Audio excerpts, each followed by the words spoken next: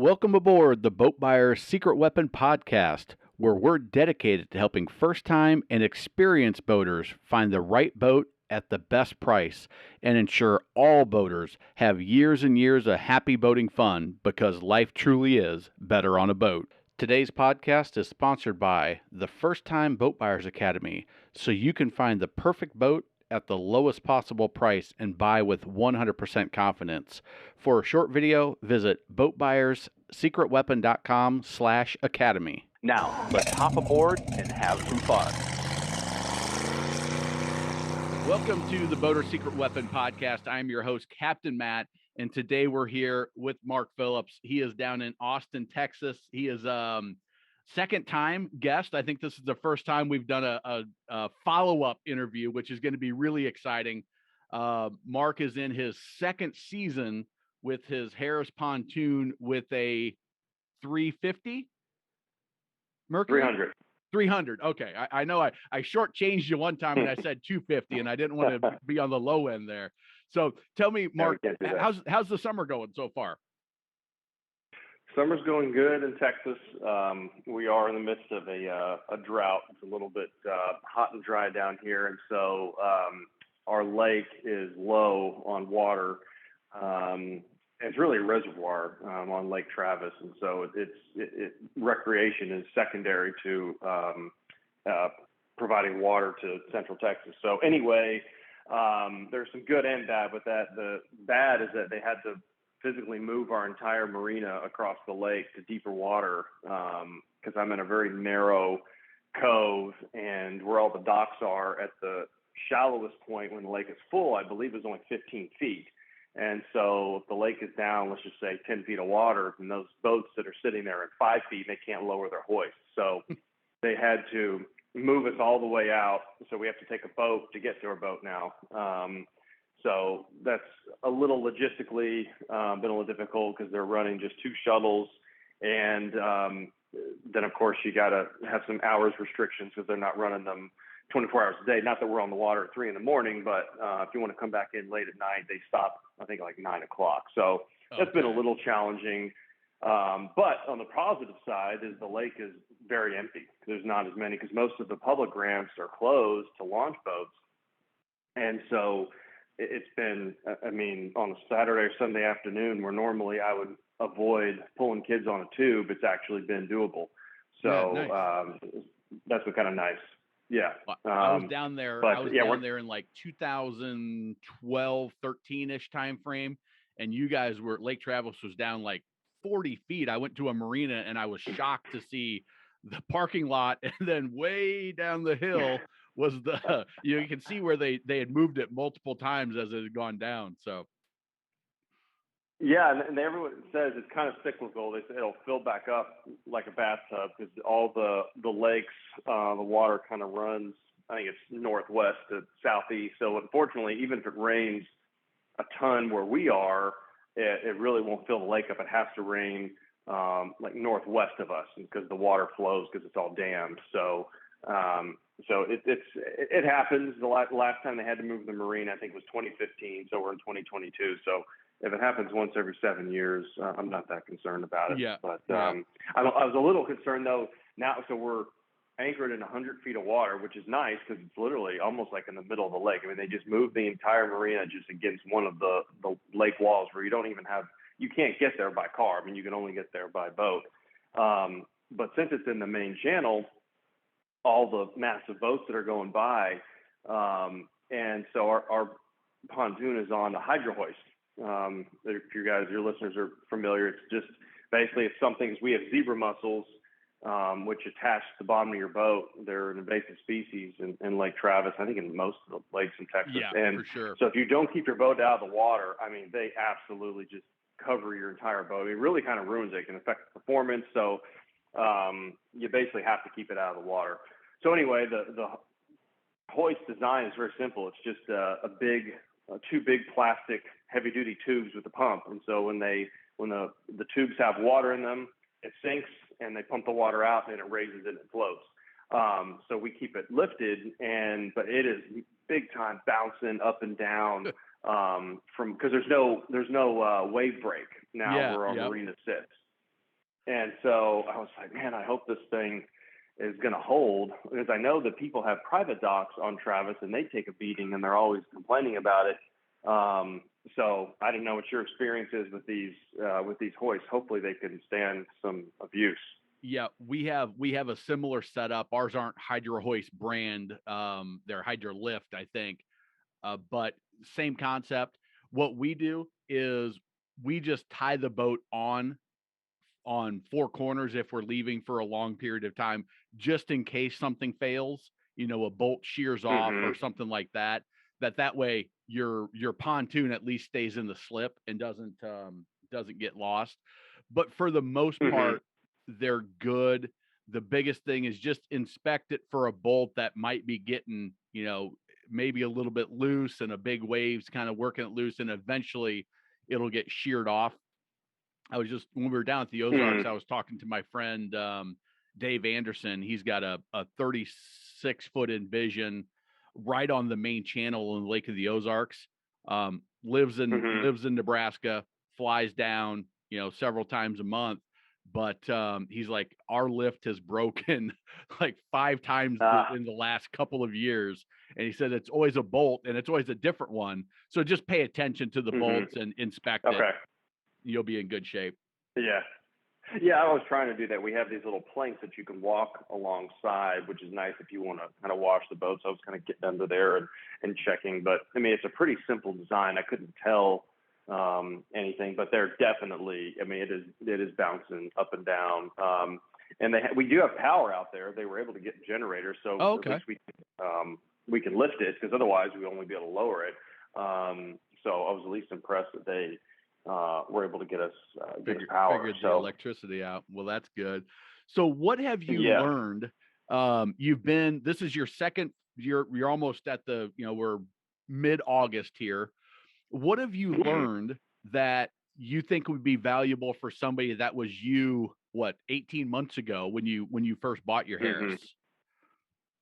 Yeah, well, I mean, definitely the first thing, and just to give you a shameless plug, is to get the knowledge before you go out. And so, I mean, I kind of stumbled across your channel as I was getting the boat, but I could have done it earlier. And because, of course, doing the from parking at gas stations to trying to park to go to dinner, I mean, it's a big learning curve, and you've mentioned it on your channel. The time to do it is not when you've got 12 people on the boat and you're trying to show everybody a good time. And because you're excited, you want to get everybody on the boat as soon as you get it and invite everybody out, and then you realize, hey, let's go to Shack 512 for dinner, and it's like a parking lot, and it's stressful. So a couple times when I took your classes, you watch it on an iOS device.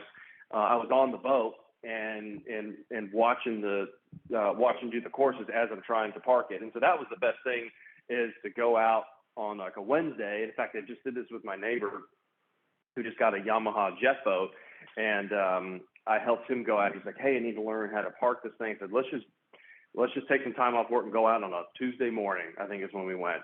And we went to a temporary dock and we just practiced pulling in, pulling out from different angles. So that was the big thing, is now that I'm comfortable doing that, the stress level has gone way down. But I kind of did it too quick, where we got the boat and I was trying to learn and watch these videos as we were having people on the boat, especially with kids, and like, for instance, anchoring.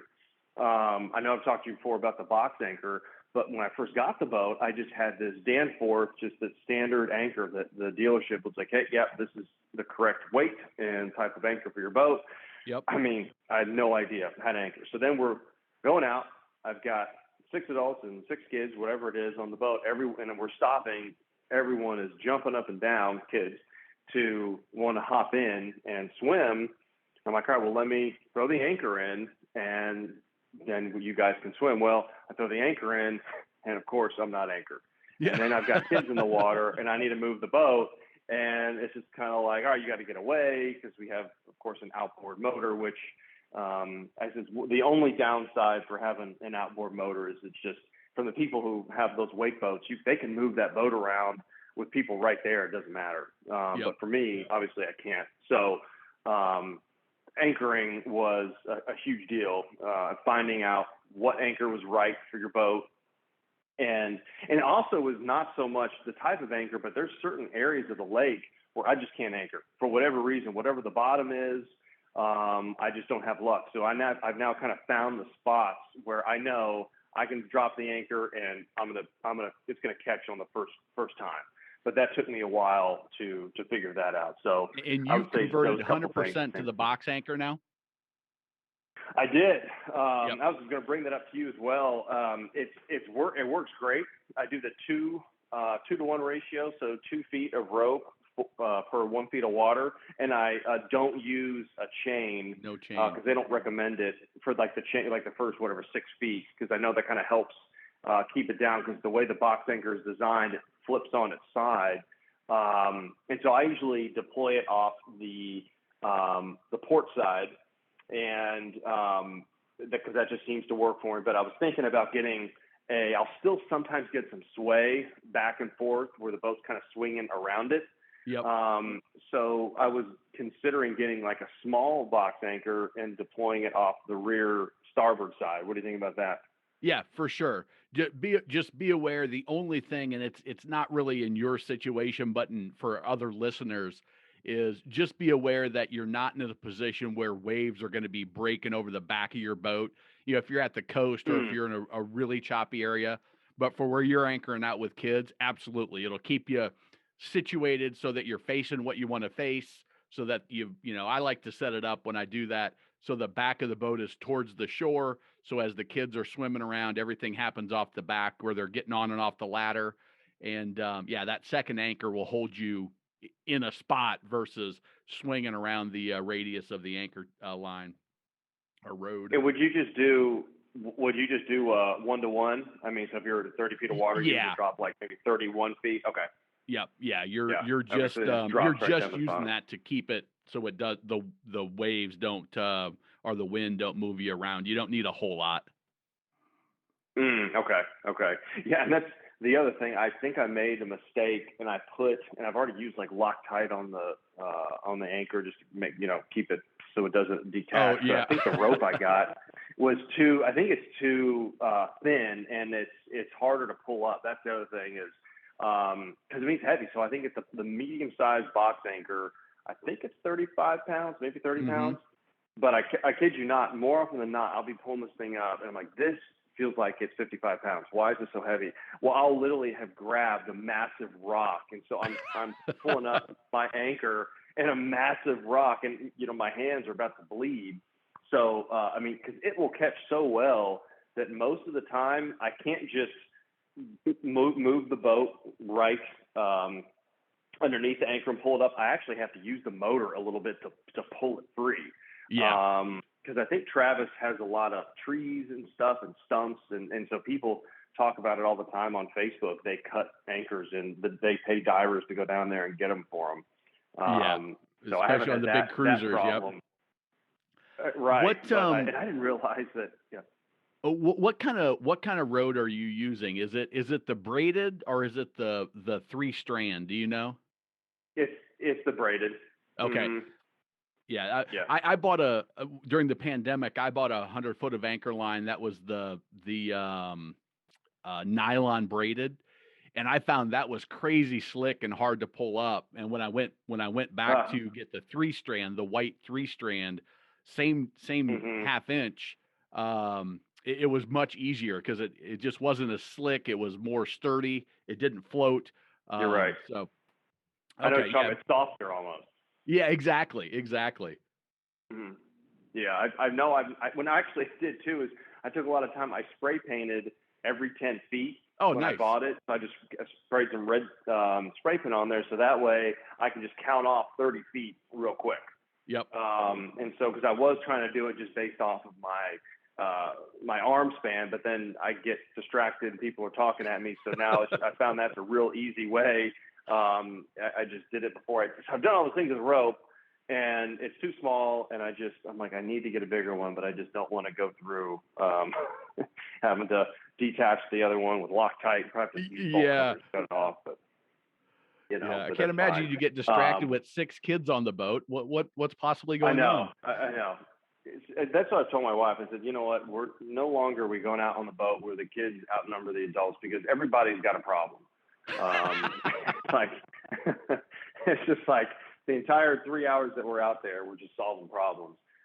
That's funny. I find when we take my girls out that if we bring one extra friend, just add a new person. I've got the 2 that are 11 and 8, and one extra friend, then all 3 of them play. But it's when it's just the 2 of them, then Dad's the entertainment. So I like to have one more, not 6. That's a lot. Then they'll start. Yeah, that's just too many. Yeah, another interesting thing too is the depth finders. Sometimes I wonder just how accurate that is, because I will go from a 40 feet read to like 7 feet in a matter of the boat maybe moving 5 feet.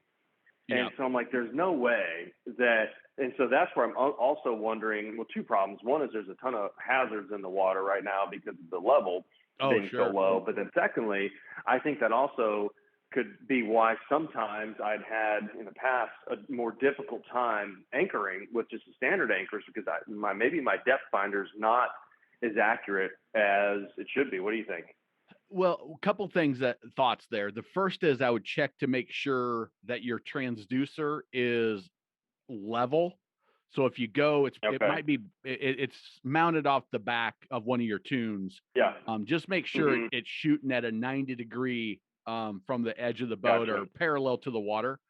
The other thing is it easily could be picking up a tree that's down there, or depending on how they flooded Travis, there could be a barn down there that's still kind of, some structure that's standing, or, at the Lake of the Ozarks, it's not uncommon which is a dammed up river as well, to have, just a drop off, and it go from, 10 feet down to 30, or 30 up to 10, depending on which way you're going. So it could be a number of things, but if it is the transducer, I would check to make sure it's at the right angle.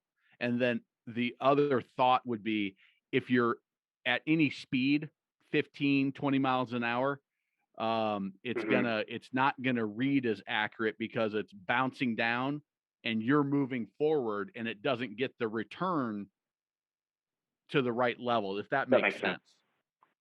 That does. Yeah. And generally, and yeah, I've noticed it'll cut off when we're going maybe 10 to 15, but even kind of if I get to one of the coves that I like to anchor, I'm essentially in idle, and I'm just really slowly trying to see, all right, because my depth that I like to anchor in is between 25 and 30 feet. I just feel like that's not shallow enough that I have to worry about, or way deeper than I have to worry about getting into too shallow water, and I don't have to throw out my entire rope. You don't have to pull that big heavy anchor up for 100 feet. Yeah. 100 feet, it's like, good grief. So it's like 25 to 30-ish feet is like, that's what I like. Some people I'll see, they like anchoring in like 10 feet of water. I don't feel like that's, at least for me, I haven't had as good of luck doing that. Plus the water's hot when you're in shallow water. Right. But yeah, I'll notice it'll just even from there, and you're probably right. Maybe it's a tree or a barn or something, because I'll look and say, okay, I'm at 30 feet, perfect. I'll get up, I'll start prepping my anchor or prepping my rope, and I'll ask my buddies, hey, what am I at now? 7. What? Like, no way, So, but yeah, it's the box anchor though. I know you said you wanted to try one. They fold flat, so they store very easily. And yeah, they just seem to grab. I think they're, for what I've been told is for lakes, they work perfectly. I think for, sand in the ocean, you can use your typical kind of Navy anchor, but everyone now on Travis is using box anchors. Yeah. I still need to get out and do my test of the traditional Danforth versus the box, but I've heard so many stories that I'm converted by boaters like you that are saying, no, it's way better. It's way easier. Yeah. It may not be the traditional way to do it, but is it easy? Does it work? Then I don't care. That's all I care about, is that it works. and it's easy for people to use. Yeah, in fact, like you see those boat fail videos.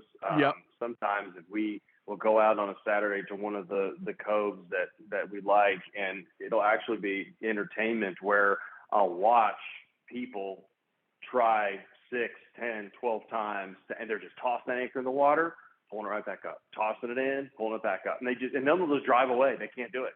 Yeah. And because they just have like a Danforth, and everyone with the box anchor just, all right, we in good depth, drop it down, and then they're done. Yeah. So it's not probably the true boater's way, but it's definitely a boating hack that seems to work. So yeah, it's the I'm a same believer. thing as, you have to say port and starboard, and you have to say bow and stern. Like, as long as people know what you're talking to, as long as it works for you, then do it. Yeah, right.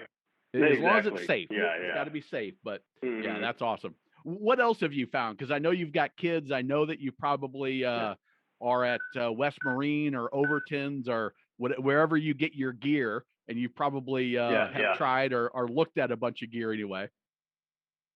Yeah, I haven't got it yet, but I plan to. I was going to see if you had any experience with it, but it's called the ZUP. It's like a wakeboard trainer. The board? Yep. And so, yeah, ZUP board. Okay. And so, yeah, what it basically does is the board itself is towed by the boat like a tube, and then it has a rope with a handle on it that's attached to the board. So that way the kids don't have to fight the boat to pull themselves up. As soon as you start going, it pulls like a tube, and then it gives the kids the ability to, if they want to be on their knees or slowly stand up or lay down. Have you used those?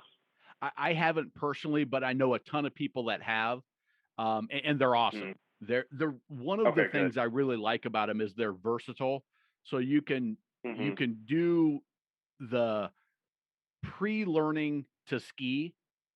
You can also do kind of the knee board. You can do the boogie board style. Like, you can do anything from what a 3-year-old would be comfortable to, even a 10, 11, 12-year-old that hasn't skied before. They can still do it. It'll be easier for them to learn. And it's a great stepping stone. If they do want to eventually wakeboard or ski, they can get that as well. And even to a certain extent, surfing, because they're so light and that board has so much buoyancy. I actually was going to get one, Mark, because I'm putting together a how to do water sports. So hiring a girl that skis on the ski team here in the area to teach my girls, or use my girls as the subjects to teach them to ski and wakeboard. And I was going to get one of these ZUP boards as, hey, if you've got a real young one or somebody that's maybe not as athletic or that's a little bit more nervous about the water, it's a great tool, I think.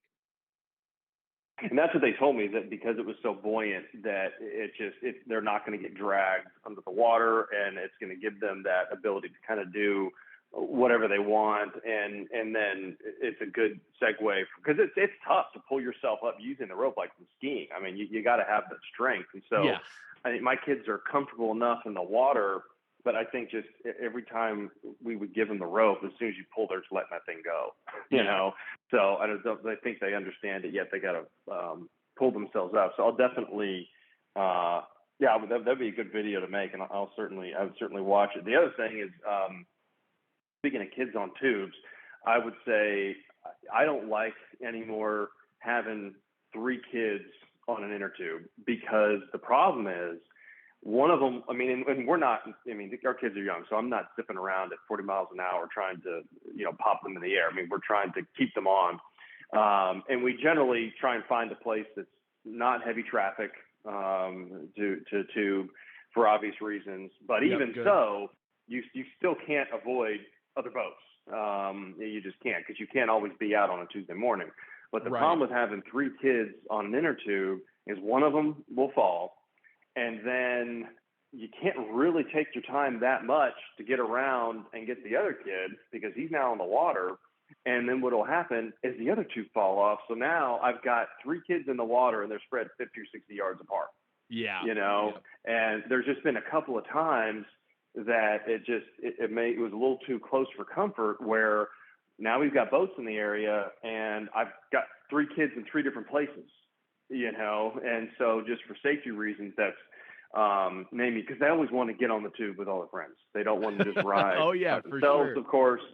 And with two, because we had that big the maple tube, Yep. which is like a couch, Yeah, that which I thing's don't really huge. like because it's too heavy, it's too hard to maneuver. So what I like is just a flat tube that has the different handles that they can just grab on anywhere and they just kind of go. But it can hold three people, and I just think for me, I don't know what your experience is. It's a little dicey if three kids take a spill and they just seem to get way spread out, and we've got boats coming and we try and get over there and say, hey, grab the tube, and they each take 5 minutes to try and get back on the tube. So and then we're leaving kids in the water. So anyway, that's made me a little bit nervous. There's a couple of things. There's a couple of things I'll share with you that may be helpful, but I'm with you 100%. First is choosing the right place to do it. It seems like you're on top of that, somewhere where you've got enough space, but there's not so much traffic. Do you guys use flags there? A skier flag or a skier down flag? Mm-hmm. Okay. We do, but Matt, I mean, again, I don't think boats even paying attention to that when they're just driving. You know what I mean? I just don't. I think so. What I've seen is that because again, they'll be coming from far away. They're especially these wake boats. Their bow is way up high. I mean, and they're just going. So what I found is it's just easier just to get to them, and I use my boat as the flag. Right. Yeah. Get your boat between them and the kid. Right. And the kid. Right. And there's a couple times, okay, now they're moving. It's like, you were coming straight towards a child. So yeah, it's a little stressful. I do a couple of things. Is one, I tell my girls and anybody that's with us, when you fall, the first thing you do is get your hands up in the air and you just sort of wave them back and forth. You don't have to be frantic, but I say, give me the okay sign that you're not hurt. Okay. Give me the okay or the thumbs up that you're not hurt. And then just wave your hands. If you see any boats in the area, just slowly put your hands up. And I also give them bright jackets. So life jackets that are the brightest colors I can get. Then what I tell everybody when we're tubing is if somebody falls, once they fall, everybody else stay on the thing and don't monkey around and just make sure that you don't fall. Like, I don't care what happens, but in your driving, so you can control it a little bit, they should be able to hold on and just let them know it's really important for you to stay on, because what I would have happen is one would fall, you would go another 100 yards, and the other one would think, oh, they fell, I'm going to jump out. And they almost do it on purpose. And I'm like, no. So we had the conversation, and it's like, all right, when we're tubing, this is how you do it. If somebody falls, that's fine, but everybody else stay on the tube and hold on as good as you can so that you don't fall. And then we'll come back, pick them around, and then there's also somebody on the tube to then drag them up and to help them get on a little bit easier. So I don't know, but we use the Mabel 90% of the time. I don't. Okay. I'm the opposite. I would rather deal with the bigness of the Mabel, but we don't go out with that big a group. It's usually us four, and like I said, maybe a friend or two, and so it's easy. We've got the space. But I see. Yeah, right. But the belly tube, it's easier to fall off for sure. But just say, hey, move into the middle, hold on tight, and then we're going to zip around as quickly as we can to get Billy. And make sure that that no boats come by them, and the kids know how scary it is to be there and to see a boat even coming in your direction. They get it, or at least my girls did at a pretty young age. Yeah, I guess we need to have that conversation, because sometimes you think kids just get it and understand, but I think hammering home, as soon as one person falls, I'm going to pull you slow. I don't want to whip you guys off, but a lot of times if we're just pulling them straight and they end up hitting waves and one of them gets bumped, I do have to make a big circle. And, sometimes you whip them out off to the side. That's kind of where more waves can, and so, but you're right. I think maybe there's also a little bit of, kind of, thinking it's kind of fun to go ahead and try and fall off. So having that conversation and hitting it home. Like, yeah, just this is the time to stay on. Thank you. And there's Um, what I've found with my girls and my nieces and nephews and the friends that we bring along is they enjoy it so much that if you can't mhm. do this, then we can't tube on any days when there's boats out here, which I know you don't want to do that. So, Right. and they're like, oh Mhm. yeah, I want to tube. I want to tube anytime I want. I don't want to only do it on a Tuesday afternoon because we never go out on Tuesday afternoon. You're So right. Right. I find that works with the kids that I've dealt with. Okay. Yeah, we will definitely have that conversation. And the other little toy I got, which more for me, which is pretty cool, is that the Yeti cooler backpack. Have you had one of those? Seen I one of those? don't. No, I haven't. The backpack, I haven't seen that one at all yet. Yeah, so they have, because we have a cooler on board the boat, which is self-draining, but it's nice to have, be able to bring other coolers whether you want just, snacks or food. And so this is Yep. a Yeti, but it's the whole backpack itself is a cooler, and then it has MOLLE attachments on the front and side. And so I put two little pouches, one for my wallet and keys, and the backpack floats. And now if it was weighed down, maybe with 40 pounds of ice, it might not. But I have tested it by itself. But I have my wallet and Yeah, keys. I just pulled it up. I like that. Yeah, I mean they're a little expensive, and I also attached a med kit to the other side, and then I have a spot for my flashlight, my headlight, and we were just out. We got invited out with another friend of ours who have a wake boat, and we were out on Lake Austin. And we were coming back in right as the sun was setting. And you know how it is. Once the sun is down, it's like you lose light super quick. Yep. And it's nice having. So if we're going out with other people, I have certain equipment that I know I always have with me, like just medical stuff if you need it, or the light. So I was able to grab my headlight real quick, and as we were searching for the boat and carrying equipment back to the car, no one else had lights. So it's nice. Because now I know whatever boat I'm on, I've got a certain amount of equipment with me that I know I need, just like a little multi-tool. I keep just boo-boo kit for the kids. They're always, somebody's always cutting something or stubbing a toe, In fact, how old are your kids again? The other day, 7 and 9. Okay, that's right. Yeah. I was taking the cover off of the Harris. And, they have those clips that clip to the side. Yep. And I flipped one of the clips up, and I kid you not, I sliced my finger right open. Oh, no. I looked and I was like, what in the world, And so my little first aid kit on the boat, of course, is buried underneath one of the seats, and it's hard to get to. So now I just have where I don't want to bleed all over the boat. So now I got, a quick little, I can bandage myself up, and it's always easy access because inevitably – whenever I'm looking for stuff on the boat, somebody's always sitting underneath where it is. Yeah. And so it's always like, can you do me a favor? Can you move? Hey, can you do me a favor? I got to get this. I'm like, why is it that everyone's always sitting on top of what I'm trying to get? So this little backpack, I built it out to kind of the stuff that I need to get and have access to frequently, so I don't have to keep asking people to move around. So, I'd recommend that if you're looking. Yeah, in the I market love for those a new clips cooler on it, backpack. and the way you're describing how you use it, that makes a lot of sense to me. I think I'm going to look into that because I like that. Yeah, and it's because it's a Yeti. I mean, it's awesome. So I just throw in one 7-pound bag of ice, and then you can throw in other drinks, or if you grab sandwiches or stuff. And I mean, I think it's a 35 or 40 liter bag, so it's plenty of room in there. And in 100-degree heat in Texas, I mean, that just sitting on the boat, that ice stays perfect for hours. Yeah.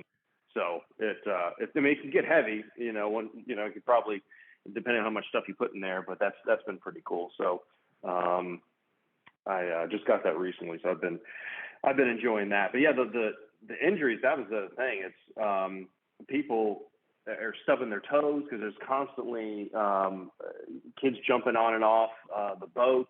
Always makes you nervous having that outboard engine, they love to climb up the ladder and then jump back off, because we have a lily pad that we attach, and I keep it on like a 7-foot rope, and the lily pad's big. It's 18 feet long. It's actually almost too big. It's a real pain to roll back up when we're trying. It's a 2-person job for sure. But it's cool because the 18-foot lily pads, I think, can hold, like 6 adults. Like, you can walk across it. So the kids love it. They run back and forth. But what they like to do is jump from the boat to the lily pad, So I'm always just nervous too that, the outboard motor's right there. Somebody gets cut. So I like to have access to medical stuff quickly in the event somebody gets hurt, Yep. Because it's going to happen, whether it's you cutting your finger, taking the cover off, something that you've done, who knows how many times since you've had the boat, but just little goofy things happen when you have bare feet and you're using things with sharp edges and stuff on it. So, Benadryl was funny. We were out there during the cedar season, which was cedar season was like December through February, and it's a little cold to be in the water during that time, but we can be out on the lake. And we were out with some friends, and one of their kids had an allergic reaction to the cedar. It starts, eyes start swelling shut, and watering and sneezing. It's not a life-threatening thing, but just uncomfortable. And they're like, "Man, we just need some Benadryl." I was like, "I got some." And so, I just had those little chewable Benadryls, so it's like, I know there's not a ton of stuff you need, but there's a good checklist of, from Band-Aids to Benadryl to a little multi-tool. There's just a few things that are just nice to always have that you don't have to go searching for. Yeah, and that are easy access. I always know where they are. Boom, got it. Mm-hmm. What anything else that jumps to your mind that you've been glad you have, or something that you tried out and you're like, that didn't work as well as I thought it was going to? Like, kind of like the Mabel. One thing and everybody's got a different take on it too. For me, the Mabel works. For you, the Mabel didn't. The belly tube works better. Right. One thing that I've heard people talk about, at my marina, but I haven't got one, is an actual outboard motor cover. Have you used those? Yeah, if your motor is not, if the cowling isn't covered by, your roof line, if you've got the sun beating down on it based on the angle, it'll make a huge difference on that cowling fading over time and oxidizing. So I think if you're getting beat up by the sun a little bit, I think it's a good idea.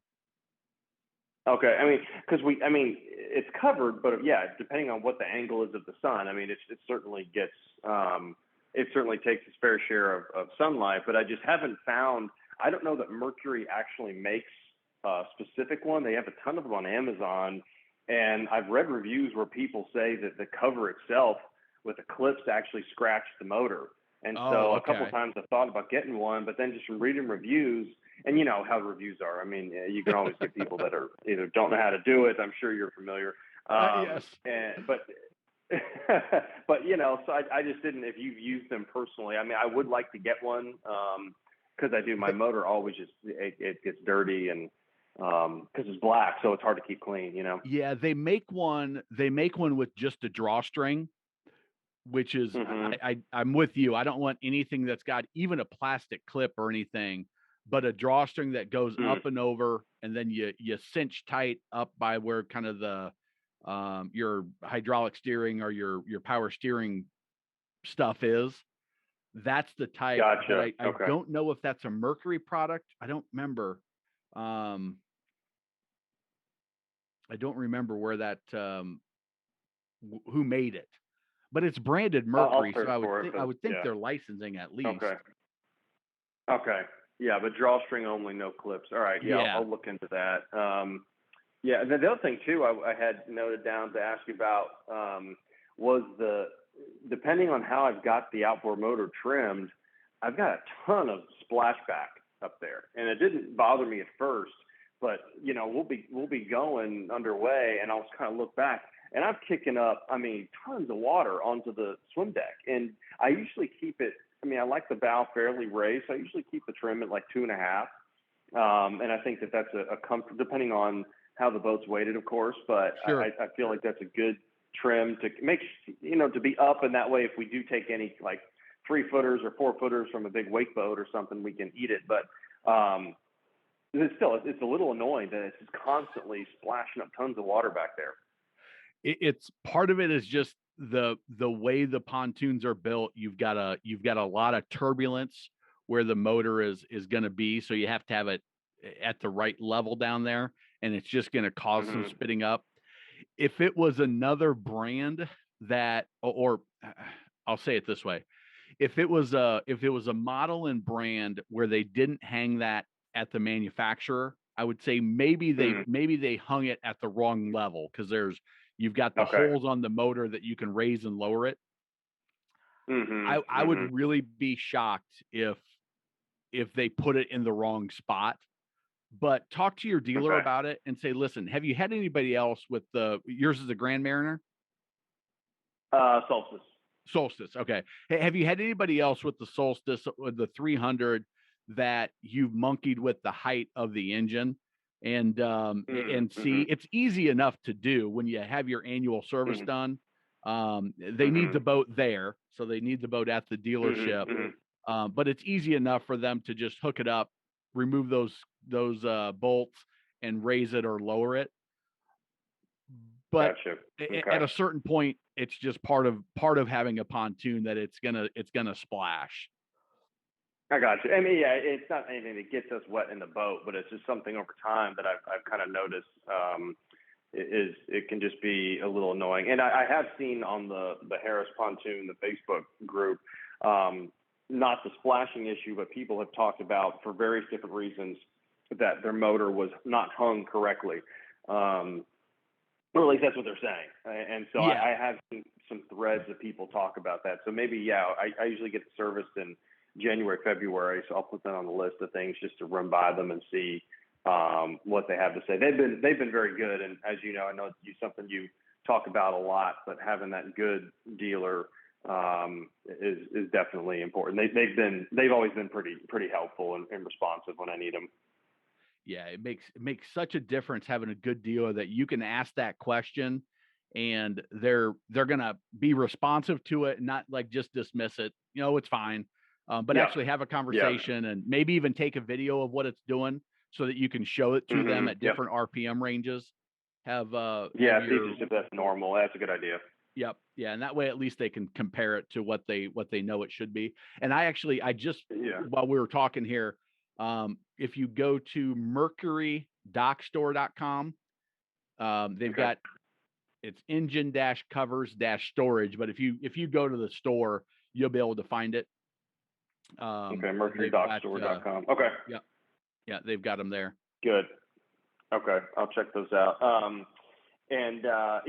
Speaking of the service too, that is one of the things that I would say I've learned. I was real quick on the trigger to call them in the first, I think it was 6 months or maybe a year, that we had a grace period where we would not be charged a service fee to diagnose an issue. And so I knew that. So if there was a screw that was loose and I couldn't tighten it, I was taking a picture and calling them. Yeah. And they'd come out and fix it. But now any service call is $170. And so, I hesitate to call them for just a missing or loose screw, and so I'm trying to diagnose more stuff. Like, for instance, one of my speakers isn't putting out any sound, and so I know it's under warranty, but you have to kind of weigh that option of, do I want to call them out now and pay $170, or should I just wait until it goes in for the annual service and have them fix it then? So it's kind of that give and take. So it's like, I'll just, we have 13 speakers on the boat, so I'll just put it on the list to service. Same thing like with the Simrad. The Simrad will throw up weird alarms here and there, and I had one that came up that it was called a ghost alarm, and I had no idea what it meant, but it would beep, and it would stop beeping after a while, and so the dealership actually didn't know what it was, so I started calling Simrad around. And long story short, I won't get technical what it was. It didn't mean anything. It was kind of just a glitch. So they just told me how to silence it. But that's something that the dealer, when I take it back in for the annual service, they'll have to do like a firmware update. So I can't do a software update on it. So again, but it's not worth, they wouldn't be able to even come out to the boat to do that. They'd have to haul it out, and they charge $400 just to haul the boat out. Yeah. So it's amazing when there's a cost involved. You're like, we can deal with that for a little bit, but it's why right. it's why knowing that stuff up front, that hey, we do have this 12-month grace period where they're not going to charge it, and then knowing what they are going to charge. I was talking to I don't know if you saw the video that just went live.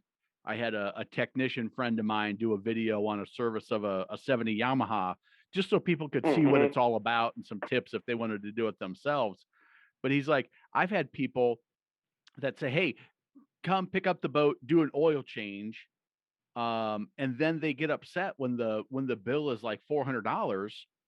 And I'm like, you've got to ask how much is it going to be? What's it going to happen in this situation? Knowing that information, now you can decide, do I want to spend $400 to have this guy do the oil change? And maybe his oil change is different than the other guy down the street that only changes the oil versus, hey, I'm going to check the prop. I'm going to change your fuel filters. I'm going to change your fuel water separator. All of those things aren't equal when you just ask what's winterization as we start to come into that time. Find out what they do for those services and how much they're going to be. And even on the warranty, because there could be some charges that come up at points. Yeah, and I'm cognizant so that they have guys that that work at the different marinas, and they do mobile service. And I know they can. The standard labor rate, what I heard around here, was about $175 an hour, and because it's skilled labor, obviously, and I think they're in high demand. So that's without parts. If they need to work on your boat for 2-3 hours plus parts, I mean, yeah, that one phone call is gonna be expensive. But the other problem though is that we bought a extended warranty on the motor. So the new Harris, I think it was 10-year bow to stern for just the boat itself. And then we bought an extended warranty through the manufacturer for 7 years. But if you read the fine print, it says that the warranty, or they can void the warranty if you have the motor serviced by a non-Mercury certified technician. And so I was like, okay, well, I'm glad I read that. So now I don't really want, because I could save $400 and they could do the service at the marina, because people do it all the time. But if I have a warranty issue, I don't want them to deny the claim because I tried to save $400. Yeah, and that's, unfortunately, they do that for a couple of reasons. It's less likely they're going to have a service claim if it's a certified Mercury guy doing the work. He's probably going to do it right versus some other person that they do some work on Mercuries, but they're they do most of the work on cars or something. And so that's also why they're going to the do you have the Mercury app where you can track? It just skipped my mind what it's called now. But their app where you can actually track your service intervals and things. No, but I mean, I need to write that down to download it. I'm surprised I haven't thought to look before. It's the Vessel View. Vessel View is what it is. Oh, Vessel View. You know what? I have the Vessel View on the boat itself. Yep. Yeah. There's an app that goes along with it. Okay. Yeah, and you can monitor some things. You can check it. But yeah, all the engine companies are going to something like that, so they can have that internal. When did you do your oil change? What were the hours? What did you all change and what didn't you change? For the warranty purposes and just for information, knowing how people are taking care of them, I'm guessing. Right. Yeah, because I mean, if they could deny it, because I mean, these motors, I mean, they're tens of thousands of dollars, so I figured it's kind of silly to try and save, because it's painful. So yeah, to our service, they haul it out, and that's $400. And then when they give me the invoice, I think it takes them about like 3-ish or so hours, like maybe 4 plus parts. I mean, Matt, that was $1,200 change the oil. Yeah, exactly. Which sounds crazy, but when you think, well, yeah, they do have to have 2 guys go to the ramp and pick it up and drive it to where the shop is, and and they're like you said, they're skilled labor. This isn't a Jiffy Lube where, hey, you pull the drain plug and you do it with a $12 an hour employee. These people they know what they're doing, and you know, Yeah. 120 is cheap on shop rate to 220 is not uncommon depending on where you're at in the world. Yeah, I can imagine, maybe down like in the Florida Keys or something, probably be higher. Yeah, I thought 175 was still, pretty high. I mean, there's attorneys that don't charge 175 an hour, Yeah, for sure. I mean, so yeah, it's expensive. But I will say too that I am glad that we bought new with a warranty. We have some friends that have bought some boats that have been used, and it's been plagued with problems. Yeah, it's one thing after the other. And in fact, the other day, it was a couple months ago, we went out and we got on their boat and everybody's loaded up, and the engine threw up a code where basically it doesn't allow you to go over like idling speeds. Yep, going to limp mode. Yep. Just like that was what it was limp mode. I mean, so thankfully we were not far out, but because they didn't have the CTO membership, so we were able to limp back into the marina. But I mean, I feel bad for them just because it seems like every single time they get it fixed, there's some other gasket that's leaking or water in the engine compartment. I mean, something. So I think that's when people say, the happiest day is when you buy your boat or sell it. I mean, it's like, I would disagree. I mean, if my boat was causing me problems all the time, I would think that, but I mean, we just have very, very minor problems that don't ever prevent you from boating. You know what I mean? It's like, oh, okay, yeah, speaker doesn't work, but I'm not having to, tell everybody, sorry, we can't go out, because the boat is in limp mode. So yeah, I know your videos about how to buy a used boat. That would make me nervous though. I'd really want to know that I was doing my homework. Yeah. And it's, everybody's financial situation's a little bit different, and everybody's capability of fixing things themselves is a little bit different. But if you are going to go used, watch my videos and inspect that boat 100%, because there's so many little things that can do that. And that's not only is it somewhat embarrassing, but now you hate boating, and you might lose the opportunity that if you made the smarter decision, you inspected a little bit better, or even hired somebody to inspect it, or you said, you know what, we're just going to go new and get the warranty with a good dealer. You're missing out on what could be your new family adventure, your new family thing that everybody loves to do together. Right. As opposed to always just thinking, okay, what's it going to be today? What's the issue today? So we've been really pleased. That was the only negative I would say with our boat after having it for 2 years would be the outboard motor. You have to be a little bit more cautious with kids. The friends that we have that have like wake boats, whether it's like Super Aeronautiques or one friend has a Axis boat. Yep. The kids can literally hang off the back and there's no issue, Yeah. And so there's not that danger there. So they're much more relaxed, it seems like. And if my buddy does have to maneuver the boat around because they're getting too close to the rocks. For instance, we stopped in Lake Austin, we weren't even anchored. And so it wasn't very crowded, so the boat really wasn't moving. But when he did have to move, he just turned on, just kind of move it a little bit because no one has to get away from the motor. So that's kind of the one downside. But what I have heard is from talking to some of these mechanics out there is that a pontoon boat with a nice, bulletproof, so to speak, outboard motor is going to have way less maintenance over the course of its lifetime than these wake boats. 100%. Yeah. So 100%. And there's a trade-off for everything. There is no such thing as the perfect boat. Yep. And the wake boats you have a much more comfortable cruising experience than they do on a rough day in even a G25 Paragon, the nicest nautique they make. Yep. it's not designed to handle rough water. It's designed for water sports, and it does it incredible. Yep. Your pontoon, yeah, you've got the outboard, but man, is it a smooth, comfortable ride when you're out just cruising around at 25.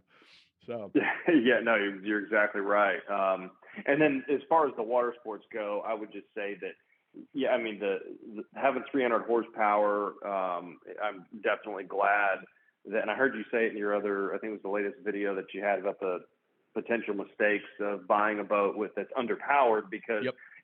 I think you said going out to test drive it, and this is exactly what we did. We test drove several of them. And it was me, my dad, the sales guy, on a couple of them. And yeah, we were just wide open throttle. I mean, these pontoon boats were handling like Ferraris. But when you put 10, 12 adults on there with all the gear, I mean, even on ours with 300 horsepower, I mean, it's a way different feel than if I'm just out there with one or two people. So, but with 300 horsepower, we're still able to go plenty fast for, pulling kids on a tube or skis or a wakeboard. So I'm glad we went with a higher horse, because you could definitely save a lot of money. You go from a 200 to a 300, or 300 to 200 rather. I mean, you can easily knock 10,000 off the price. Oh yeah, for sure. But when you do put those 10 people on, you're probably in high 30s when you got it all loaded up with coolers and gear. Yeah, I usually like to stay in and around like 3,000, 3,500 RPM. But when I'm fully loaded, I can comfortably cruise at 30. But honestly, I find that that's fast enough.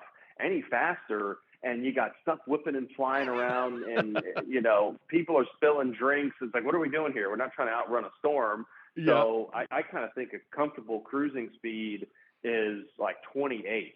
Or that's where we're still moving, but we can still talk, and people aren't, spilling wine all over the boat, Yeah. I remember at the Ozarks, when I run the pontoon, I run like 22. That's what I run there.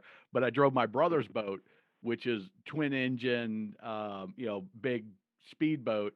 And like, I couldn't go any slower than 40. No matter what I did, I always end up running. We were going at night. He always has to drive and doesn't get a drink very often. I'm like, go ahead, we'll go to the bars and you can drink and I'll drive home. We're going home. And he's like, hey, you might want to slow down. There's a speed limit at night. And I'm going 40, just thinking I'm going nice 40. And slow, but it just wanted to go. That's funny. Right. Yeah. I mean, I think the fastest I've got that boat, and we usually have the full bimini up. It was myself and a buddy of mine. I think we had like half a tank of gas, and we almost hit 48. I think it was like 40, which is stupid fast. That's moving on a pontoon, man. That's moving on anything on the water. Yeah, I mean, it's just, there's just no reason. But it also, I think too, for the stress of the engine, because what I've noticed is I can have a full boat, let's say 10, 12 people plus gear, can be cruising at, let's say, mid 20s, and I'm not throttled down. Yeah.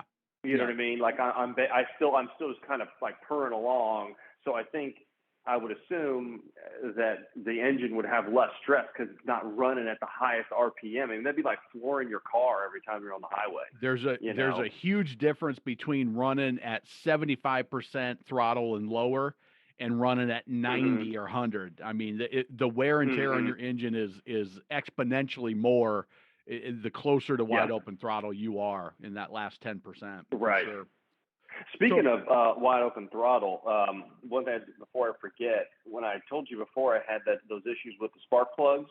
Oh yeah, that's right. Replace them. So one of the things they told me was actually they said they thought that I was probably idling for too long, and so I think I am guilty of that. A lot of times we would just sit there coming out of our cove. We had about 10 minutes of real slow idle speeds, or sometimes just sitting in a channel without shutting the boat off. And they said that the spark plugs, they can't regulate how much fuel is like going through them, and so they can get gunked up. And so when they replace them, they said, because I talked to the dealer about them, so I was a little concerned, like, hey, it's a year-old boat, why are all the spark plugs shot? And they said that's what they suspected was happening. So they said the potential fix is when we get out of our cove from idling for 10 minutes, try and kind of go wide open throttle for 10, 15 seconds to blow them all out. What do you think about that? I that's exactly where my thought was going to go. Is they probably told you to get on it a little bit more Yeah. and let it burn off. Has that worked? Well, I guess Okay. you'll find out this January, huh? Yeah, right. I'll find. Yes, I mean I haven't. I did notice when they had said they needed to be replaced. I thought the engine it was kind of misfiring a little bit, sounded a little funny, but it was just hard to tell. But I've not heard it since they replaced it. But yeah, I'll stay tuned for that one. I'll let you know when I Yeah, take it for in sure do. February. Well, that's awesome. Yeah. Hey, what else? What advice? Now that you're 2 years into this, you went from, and that's one of the reasons I love talking to you on the podcast and sharing these conversations. Is what else have you discovered in your journey going from never been a boat owner to now you're 2 years, full seasons in, and happy and really enjoying it? What decisions have you made? What things have you learned? What surprised you? What do you wish you would have known a little earlier that you could share with the audience?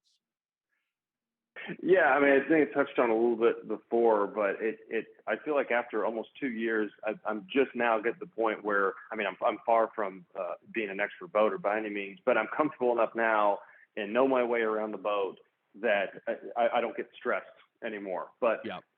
that's been 2 years, you know. Well, I love the fact that you I took mean, your buddy out and taught him. You shared your yeah. experience and your knowledge, and now he's that much further ahead because of it too. Yeah, I did tell him about the boater secret weapon, just to throw it out there. You're But stealing my business, man. What are you doing? No. yeah.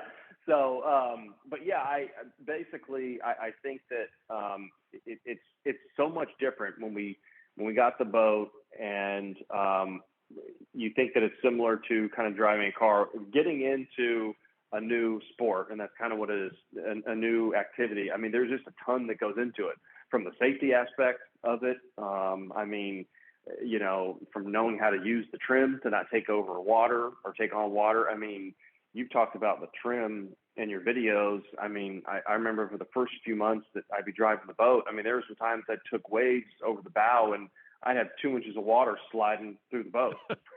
I just didn't know what I was doing, and Yep. I didn't even mess with the trim. I left it at 0 because the dealer can't tell you everything. Right. And so we would be out on, some crowded weekends, 4th of July, Memorial Day, what have you. And yeah, I mean, you'd hit, we hit a 4-foot wave and boom, next thing you know, we've got sandwiches sliding back to, on the back of the boat. And, but so now, and I'd understand, hey, you know what, this is a pretty wavy day. I need everybody in the back. I mean, there would be times where I would just let everyone sit up front. And I'm the only one, because it's a big boat. I think that Solstice 25, I think it's actually almost 28 feet of actual deck space. Right. Like 2711. And so, yeah, we can have 8 people sitting up in the front. Well, my trim is not up, and there's 8 people up there, and there's tons of waves, and I'm wondering why I'm taking water. Well, what is happening here? Yeah. Yeah, And what's going on? Once So you figure that out, you're like, oh, okay, yeah, it's so easy. Yeah, I mean, like that, it's very easy, and so it's a big learning curve, and so I think that's why I've stayed watching your videos and your programs, because I'm of the mindset where I think you always have to keep learning, right? So I don't think you can ever be a true expert in anything, and so I always want to keep learning, and that's what took me, better part of at least a year to get somewhat comfortable. Now rounding just over 2 years, I would say I've got enough confidence where I can safely go out at night. I avoided going out at night for a while, just, for, hazards in the water or parking, this or that. So I feel comfortable doing that. But I would say just doing it, if I had to do it over again, I would have gotten the education from programs like yours, from going out on a Tuesday, hiring someone to help you do it. It's not, because these boats are expensive. You put $100,000 boat in the water, and I like to take care of my stuff. I don't want to, punch a hole through one of the tubes, Yeah, that's, and there's all sorts of information. We've got over 400 videos on the channel now with a lot of stuff and more stuff for boat owners as we're learning that. People need to know that stuff too. The programs that we paid, your boating friends, your boating friends that you Mm-hmm. meet that have been doing it for several years, or a licensed captain in your area that you can hire out. There's a lot of resources that can make it more fun faster, and more relaxing Yeah. faster, and more enjoyable faster. Just search those things out and take advantage of them. Yeah, that's what you've done. Is you've really done a good job with your channel. That why I've stayed following is that not only you can help telling people how to buy a boat, talk about the different types of manufacturers, and from an unbiased viewpoint, like, hey, there's no perfect boat, and this is my experience with Harris versus Bennington, the different boat styles, to then boating safety, to how to tie up at a dock, to how to put a boat on a trailer. I mean, there's so much that goes into it. You don't really realize. It seems like pretty simple. Like, put the boat in the water, everyone has a life jacket on, and that's it. But there's so much that goes into it. And things can happen really quickly and get real stressful. And so it's something that can be real fun, or not. Just last story real quick was we were putting the boat up last weekend at the temporary dock. It's really wavy. Well, I'm used to putting that hoist up in a cove where there's no water, or no waves rather. Yep. Okay. So literally I could put the boat on the hoist myself. I could pull it in and just basically kind of, push the boat like, okay, I'm straight. And then I can casually walk over to the switch and raise it and lift it. Well, not when the whole marina is bouncing up and down. And so, I mean, it took four of us to try and center the boat. And literally I had to leap over to turn it on to get this hoist up before the waves would move it. I mean, we missed a couple times, and I was, hitting my bunks, and so it's a constant evolving thing. Yeah, there's always a new challenge that you'll stumble across, whether it's the waves, or maybe you get caught in some weather or some wind, or add night to your boating. There's always something Yep. new. But just curious, what's your favorite part? So 2 years in, what's your favorite thing that makes you just love it as much as you do? We're fortunate where we live here that we're sandwiched between two bodies of water. And so, Matt, I mean, I can leave my house and have the boat lowered, and be on the water in 20 minutes. Oh, nice. And so, and you feel like you're a million miles away. And so, you feel like you're on some, exotic vacation. You're like, hey, this is our backyard, basically. So just the fact that we're spoiled and fortunate that we're so close to two really nice bodies of water that it's just so easy. And Texas is hot. I mean, so but it makes these summers much more bearable, to try, and you don't have to figure out what you want to do to be able to go and enjoy the lake. And so it just, and having a nice boat, entertain friends. I mean, it just doesn't seem to get old. So it's just, I would say that the best thing is just the close proximity to the water. It just takes nothing. If we want to go out for 2 hours, it's not a big deal. So versus if we were 90 minutes from a lake, and had to trailer a boat, I just don't know. Not that I wouldn't enjoy it, but it's not something I could just decide to do. Hey, it's Friday afternoon, it's 3:00. Let's go. Yep. Yeah. Having that, being a million miles away, it's amazing. You hit that water. I remember when I was a kid, we would drive over this hill and see the lake. And as soon as you saw it was like everything changed. It was before you got that crest of the hill, you were on land. But as soon as you got to that water, it was just a different feel. My dad loosened up. Us kids got more giddy and excited. It was just the adventure awaited you. It was awesome. So, well, hey man, I appreciate you being a supporter of what we're doing here. I appreciate you sharing your experience and your knowledge, and not only with our audience, but with your friends out there, taking your buddies out there and making sure that they're safe and having a good time too. That is fantastic. I love it, and I appreciate you joining us. Let's pull up the anchor and run this podcast back to the dock. We'll be back again with another helpful and fun episode next time. If you'd like to be a guest on the podcast, visit boatbuyersSecretWeapon.com/guest, and I'll help offer insights into your boat research and shopping experience.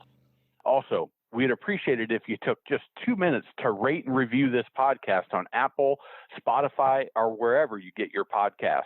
It helps others find us so we can help more boaters. By the way, if you want to ensure you find the perfect boat at the lowest possible price so you can buy with 100% confidence, visit boatbuyerssecretweapon.com/academy for a short video and all the details. Now, before we go, I want to leave you with a few first-time boating tips for when you own your new boat. Number 1, know your local boating laws, basic navigation rules, and how to operate your boat safely. It'll make boating even more fun for everyone. 2, be aware of your wake at all times and pay attention to no wake zones because you are responsible for your wake. When maneuvering at slow speeds, you can put out an enormous wake. If going slow, be courteous, save some fuel, and drop down to idle speed, just in forward gear to ensure there is no wake. This could save you an expensive ticket and will keep you from being that guy on your waterway. Number 3, boats do not have headlights. They have docking lights, specifically made for seeing in tight quarters and docking. Do not turn your docking lights on while cruising down the water. It can blind other boaters and is very dangerous and, again, could save you an expensive ticket. Number 4, follow the maintenance schedule for your boat. Change the oil, impeller, gear lube, winterize if you need to winterize in your area. Inspect your trailer tires, bearings, and grease the hubs if you're a trailer boater to ensure you don't experience expensive and unnecessary repairs that will impact your boating time. Number 5, always double check your plug is in, your battery is charged, and the fuel is full before heading out for a day on the water. It could just save your boating day. And if you're a trailer boater, I've got a few extra tips. Number 1, at the boat ramp, prepare your boat, your gear, and your guests in the staging area. Then, when you're ready, back down the ramp, unload the boat, head to the parking lot, and right back down to your boat to be fast and courteous to your fellow boaters and don't tie up that ramp unnecessarily. Next, use transom tie-down straps when trailing your boat. Very bad things can happen if you don't, and they do happen. 3, check everything in the boat is secure before heading down the road. Seat cushions, gear, keys, towels, even tubes and lily pads can get blown out when pulling your boat down the highway or interstate. And most important, have fun. Enjoy your boat and get on the water as much as possible because life truly is better on a boat. Until next time, this is your friend in boating, Captain Matt.